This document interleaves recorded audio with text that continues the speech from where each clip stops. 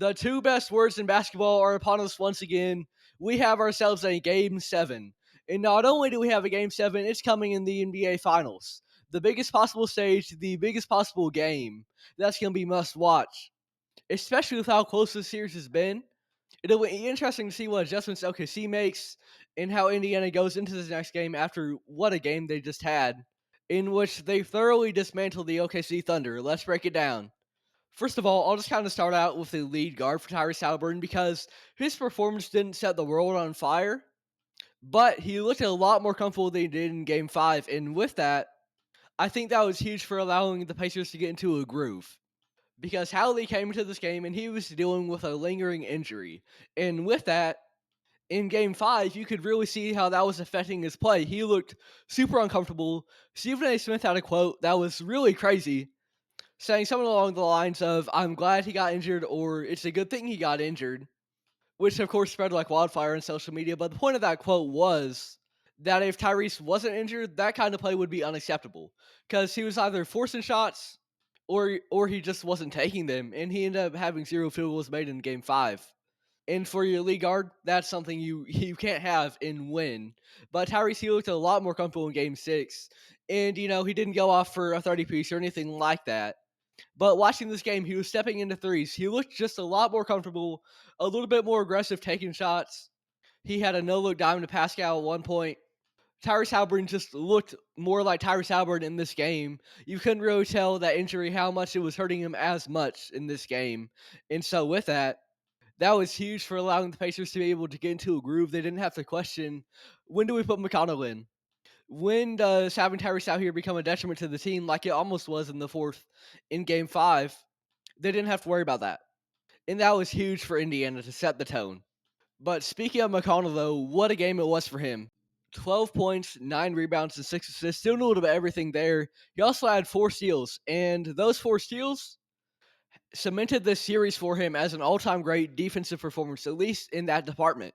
Because with this game, TJ McConnell is now tied for the most steals off the bench in a final series in NBA history. So when you're talking about a disruptor off the bench that's able to come in and get steals, be a pickpocket, there's nobody better than McConnell, at least based off statistics. And his impact, especially in these last 2 games, has been undeniable. He's been incredible and a big factor for the Pacers. There's a good chance he's huge for them moving forward in Game 7 as well. I thought he could have a big game in this one because of Haliburton's injury, and he did really well. In the second quarter, especially, McConnell's impact was really felt, as well as Obi Toppin's. They really controlled the pace, got some steals, and Toppin hit some threes. This was a big game for Toppin, 20 points. And he's had moments in these playoffs where he's had some really good scoring numbers. And overall, you look at his averages, it's not going to set the world on fire, but it feels like he's really found a home in Indiana. He feels really comfortable here. And in a game like this, you could really see that on full display. This was a great game for Obi Toppin, and both him and McConnell, they really forced the pace and set the tone in that second quarter. Now, what did that do for OKC? How did it throw them off rhythm? It was pretty rough for Oklahoma City in this game. SGA had more turnovers than field goals made, and that's huge for someone like him because he is uber consistent and someone that you don't expect to see a stat line like that. So when SGA has a game like that, that's just a good sign of the way that the defense really affected his play and threw him out of rhythm. So great defensive performance on Shai, and same thing with J-Dub. He had the lowest plus minus in an NBA Finals game in the history that has been recorded, with a minus 40. And J-Dub was just coming off the best game of his career. So he was looking to continue that momentum, but Indiana, they were looking to stop that in its tracks, and that's precisely what they did.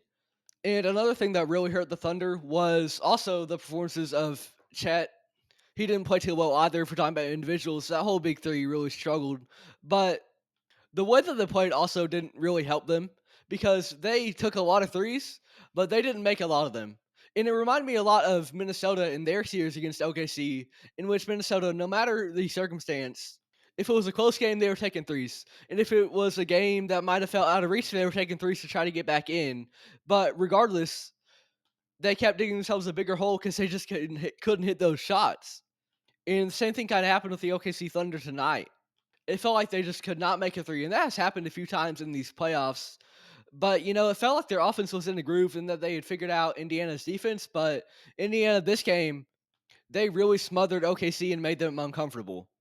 Even Aaron Wiggins and Lou Dort could not find themselves hitting threes. Lou Dort was 1 for 5 from beyond the arc. And those have been guys that have been really good, especially Lou Dort has been a really good shooter in this postseason. But this game, he could not hit anything. So the Pacers' defense was great, and their offense was really good too. I've already talked about Toppin, McConnell, Haliburton, but everyone really contributed. The Pacers are the first team in NBA history to have 8 different players record 200 points in the postseason. So that means this whole run, a lot of guys have been doing a lot of things for them. And when you're trying to go on a Cinderella run like the Pacers are, it's so important to have that many contributors. Think of the Miami Heat, the 2020 Heat, in the run that they went on, making it to the NBA Finals. They had a lot of contributors as well, but nothing has been to the level of Indiana. This is an all-time run for them. Siakam was great as well. Nesmith had two threes that were huge for their momentum in the third or in the second.